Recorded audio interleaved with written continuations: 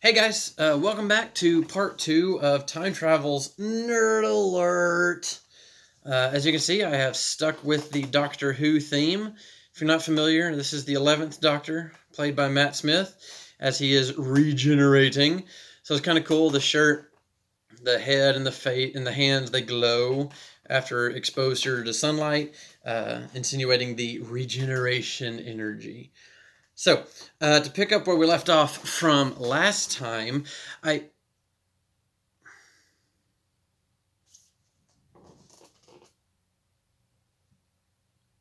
Oh.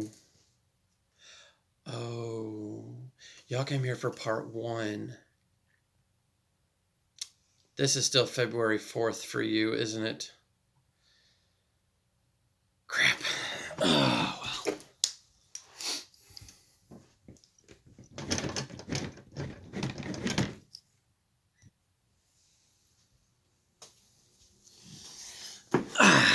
Alright, guys. A much requested nerd alert coming at you with time travel. So, a very interesting topic. Today's shirt, the TARDIS from Doctor Who, replete with time travel. So yeah, it's in case you haven't see this is Portal. If you're familiar with the Portal video game, so I'm going to show you the back here. Got the TARDIS coming out the backside of the portal, obviously in the blue, orange on the back. So that's cool. But let's get real. Time travel. And it's almost very super extra appropriate right now, discussing time travel, as the wife and I just watched an episode of DuckTales on Disney Plus. Shameless plug there for them.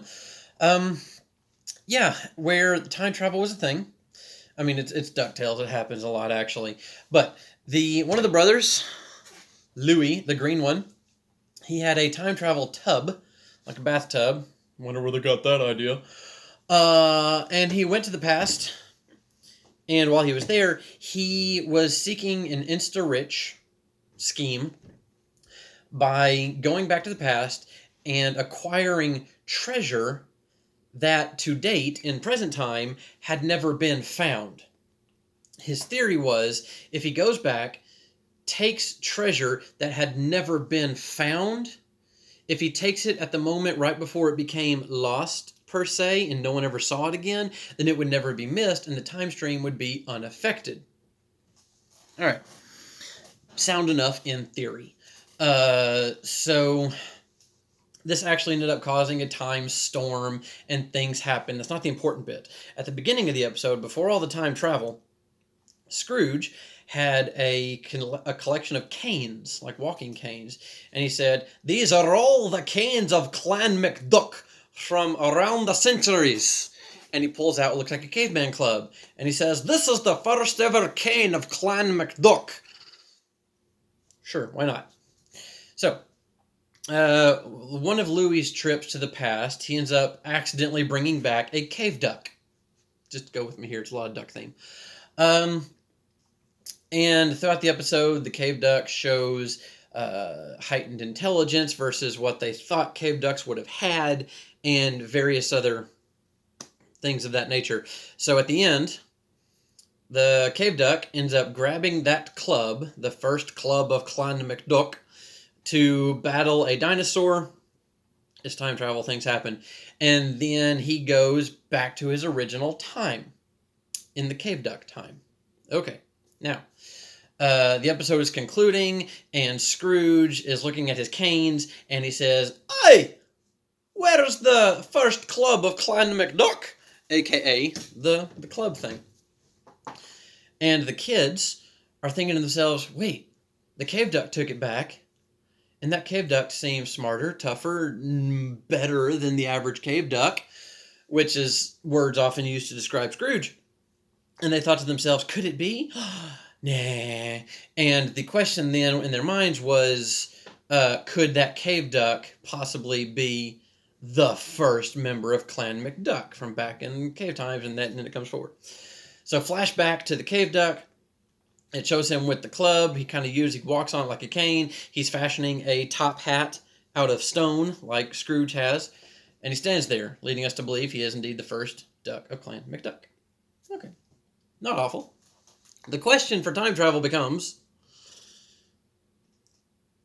if he was the first duck of Clan McDuck, and that was the cane, regardless of the fact that he took it from the present to the past, if it still progressed from there to present day without any changes, shouldn't Scrooge's container still have that club? That's the question.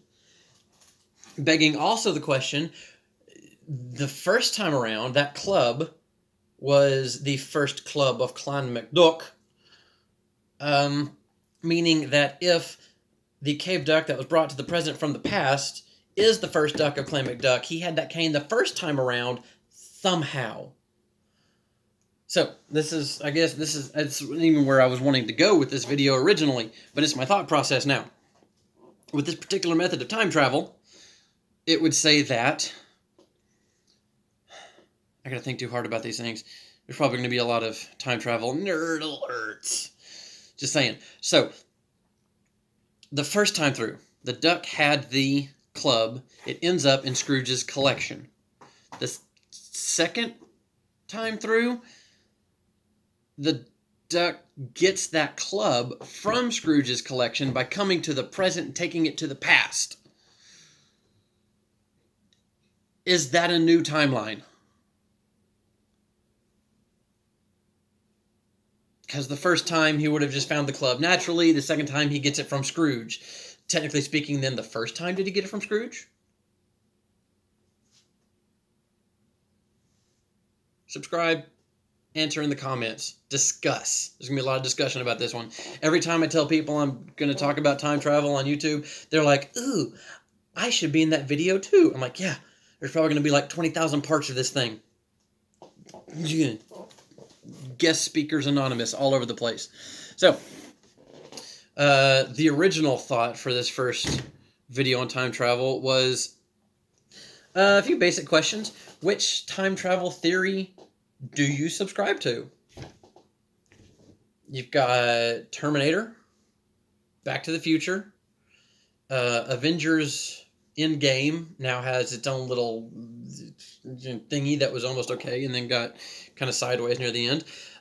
Doctor Who, repping the shirt. I don't know. Doctor Who may have to have its own nerd alert because even within the one show, there is an infinite repository of different theories of time travel. Because like almost every episode, they do something different by even their own rules. There's the don't interact with your past selves, but they've done that. And then there's the it might alter the timeline, but there's things where they've gone back and they've changed the past, which made what they know in the present real. The episode where the Ninth Doctor, Christopher Eccleston, my first Doctor, right there in the heart, he and Rose go back in time to see Rose's dad before he died, and her mother had always told her when her dad passed away, like in the car or in the road because he was hit by a car, is that there was someone who was with him there at the end. That's what her mom told her. They go back to the past. Rose ends up being that someone the second time because they time travel back to the same spot twice. And it just gets that issue is that episode is just nuts in and of itself. So that's where what they do in the past becomes what they already know in the present, insinuating it's already been done before. But then there's other parts where what they do in the past slightly changes what they know in the present. So it just gets kind of convoluted all over the place. So yeah, Doctor Who. Anyway, the sidetrack of sidetracks. Expect that a lot for time travel discussion. All right, Back to the Future. Kind of the same, not really. So, first Back to the Future, he goes back in the past and ends up kind of changing stuff. He sees his dad, he meets his dad, all that other stuff, and tries to change things, and blah, blah, blah, blah, blah, blah, blah. What's the second one? See, I'm just discombobulated already. But that one's alternate timeline. You go back, change something, and then when you come back to the present, it is an alternate timeline. My issue with that specifically is when old Biff takes the almanac and the second one to the past and gives young Biff the almanac. He should not, by the rules of that movie, be able to come back where he left, when he left, to the exact same timeline and leave the DeLorean for Doc and Marty to find. Because the second he went back, he changed it. So then he comes back, well, he comes to the future, yes, goes back pre-present to give Biff the almanac to make the better future for himself. So he should come back into the alternate reality, which is the past/present that Marty and Doc go back to when everything's all messed up, causing Marty to have to go back to the past from the first movie and everything. So that movie kind of breaks its own rules. And then the third one, not as much of a problem. The instant Doc goes back to the West, the Western Union guys show up with a telegram for Marty, deliver to Marty at this place, at this time, in this year. And that happens. Then they go back. They do change things, though. They save Clayton, Doc's love interest, so it doesn't have Clayton Ravine in the present anymore. So they do change things, and that's okay. That's like the one alternate reality they come back to. So they've changed the past, and they're okay with it. So, and they're like, maybe it's minor, so it's okay. I don't know. Terminator. No matter what you do, you're jacked. Life finds a way, to quote Jurassic Park for a time travel movie. Yeah, so especially with Terminator Judgment, the fourth installment that solved absolutely nothing. So John Connor in the present, the future, his present, sends his buddy back in time to protect his mom. Buddy and mom end up getting together. Thus, John Connor is born. And at some point during his youth, he finds that out.